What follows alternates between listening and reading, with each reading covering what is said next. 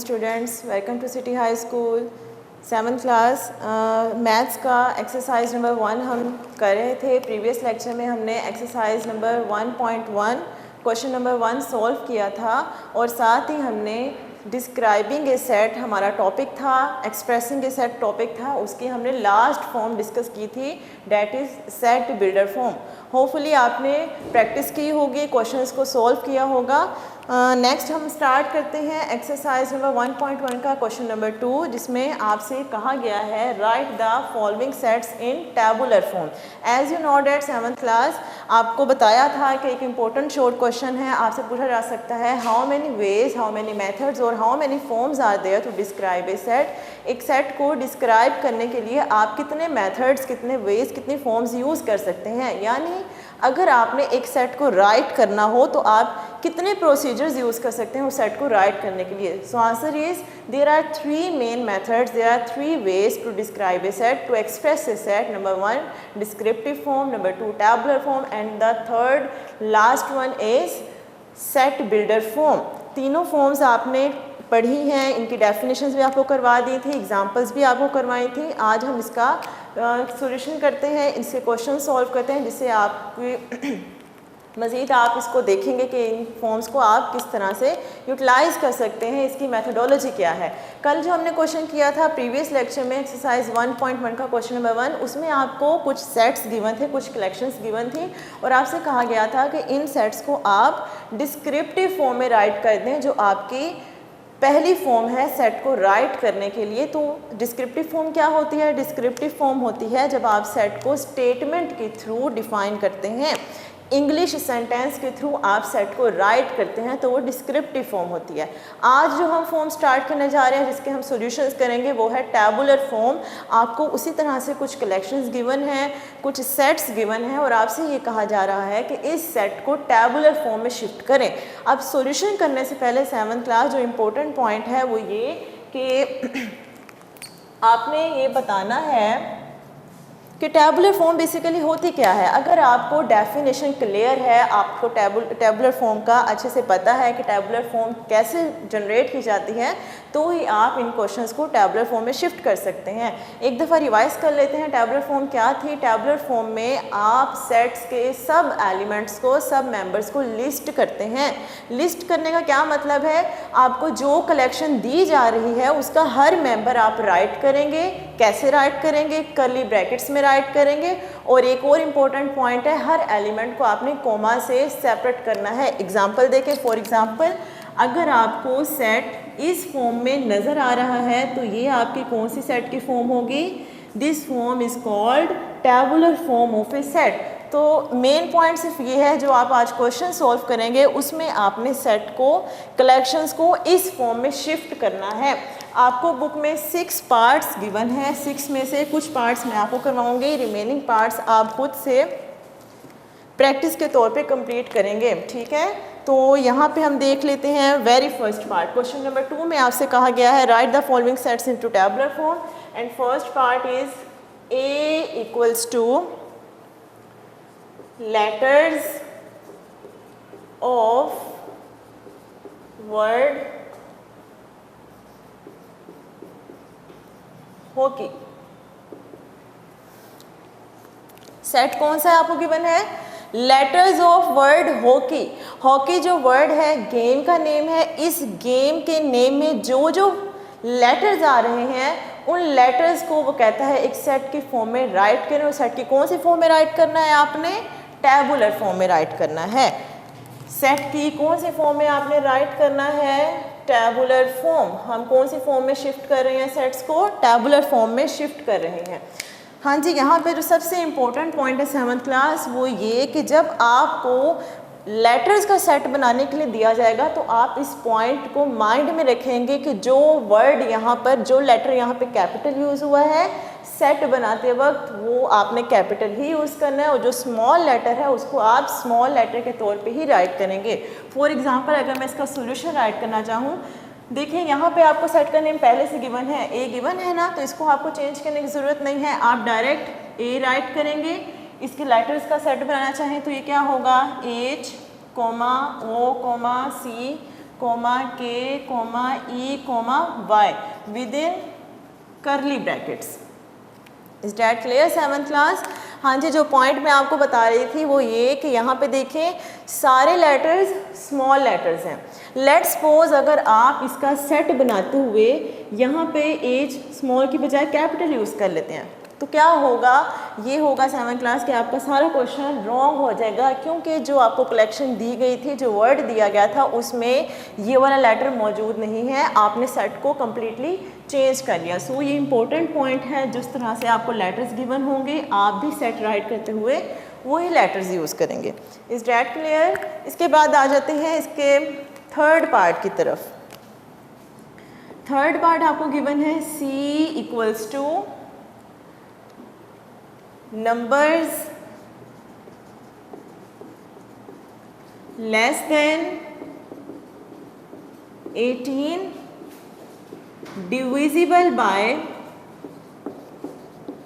3। Okay, question start करने से पहले आपको इसके स्टेटमेंट को केयरफुली अंडरस्टैंड करना होगा 7th क्लास कि बेसिकली आपको कहा क्या जा रहा है, आपने कौन सी कलेक्शन सेट के फॉर्म में राइट करनी है। आपसे ये कहा जा रहा है कि उन नंबर्स का सेट राइट करें, उन नंबर्स के एलिमेंट्स को सेट और कलेक्शन के फॉर्म में राइट करें जो कि 18 से लेस हो, यानी 18 से पीछे पीछे सारे नंबर्स का आपने सेट राइट करना है। But condition is that all those number must be divisible by 3। आप 18 से वो सारे स्मॉल लेस नंबर्स लेंगे, छोटे नंबर लेंगे जो 3 के टेबल में डिवाइड होते हैं, 3 के टेबल में डिविजिबल होते हैं।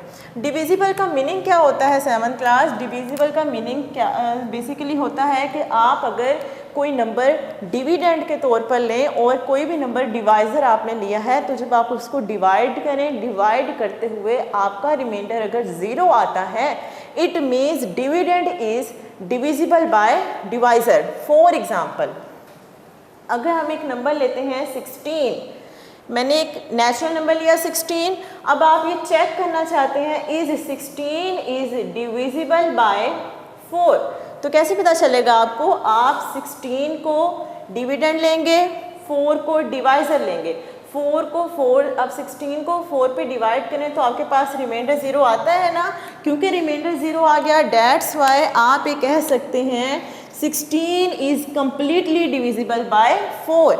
यही अगर क्वेश्चन अगर हम इस तरह से सॉल्व करें कि 16 को मैं अगर 5 के टेबल पे डिवाइड करके चेक करती हूँ तो क्या 16 5 के टेबल पे भी डिविजिबल होगा? आप इसको सॉल्व करेंगे, 5 3s are 15, no reminder is not equals to 0। हमारा रिमाइंडर 0 नहीं आया, ये 0 के अलावा कोई और नंबर आ गया, 1 आ गया। अगर रिमाइंडर 0 नहीं है तो इसका मतलब है आप इसको कैसे कंक्लूड कर सकते हैं? आप सिंपली ये कह सकते हैं 16 एक ऐसा नंबर है जो 5 के टेबल पर डिविजिबल नहीं है। 16 इज़ नॉट डिविजिबल बाय 5। सो यहाँ पे जो आपको सेट बनाने के लिए कहा गया है उसमें आपसे कहा है कि वो नंबर लें जो 3 के टेबल में डिविजिबल होते हैं और 18 से लेस हैं। इट मीन्स सिंपली आप 3 का टेबल देखेंगे, जो 18 से पीछे पीछे नंबर्स हैं वो सारे आपके सेट में होंगे। तो ये देखें आपके पास नंबर बनेंगे 3 6 9 12 15 18, ये 3 का टेबल है ना, 3 1s are 3, 3 2s are 6, 3s are 9, 4s are 12, 5s are 15 and 6s are 18। आपसे कहा गया है कि 18 से लेस लें, यानी 18 भी बीच में इंक्लूड नहीं होना, आपने जस्ट फर्स्ट 5 नंबर्स को कंसिडर करना है। अब अगर मैं इन नंबर्स का सेट बनाना चाहूँ तो वो कैसे होगा 7th क्लास?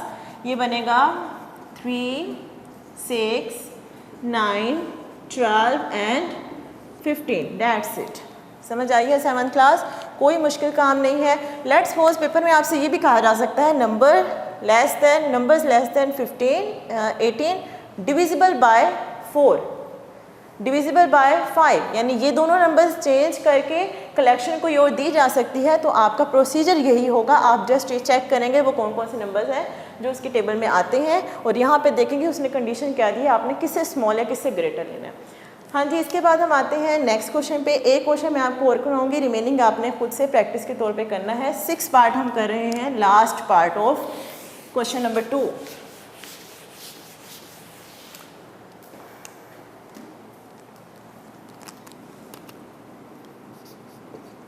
6 पार्ट में स्टेटमेंट आपको गिवन है f equals to x such that x belongs to capital Z। You know that capital Z क्या होता है? Capital Z represents set of integers and x lies between -7 and -1।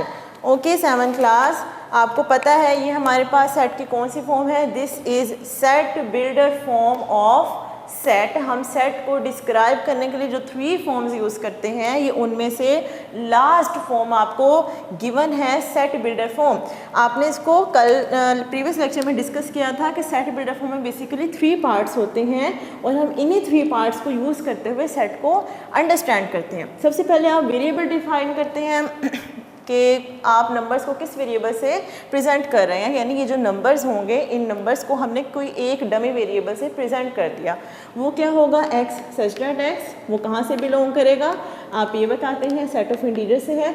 ये हमारे पास main point है 7th class. इसको देखकर आप decide करेंगे कि आपने बेसिकली कौन से नंबर्स को कलेक्ट करके सेट डिफाइन करना है।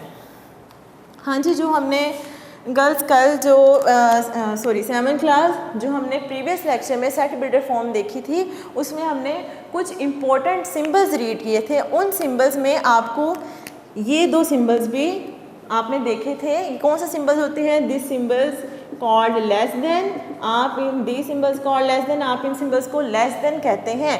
आपको बताया था प्रीवियस लेक्चर में भी, अगर इस सिंबल के साथ नीचे आपको एक बार नजर आए तो उसका क्या मतलब होता है? इसका मतलब होता है लेस देन और इक्वल्स टू। क्या मतलब हुआ कि इससे लेस नंबर्स भी आपने कंसिडर करने हैं और इस वाले नंबर को भी आप बीच में शामिल करेंगे। फॉर एग्जांपल, अगर कंडीशन होती है x greater than 6, it means 6 से बड़े सब नंबर्स आपने कंसिडर करने हैं। वो कौन से होंगे?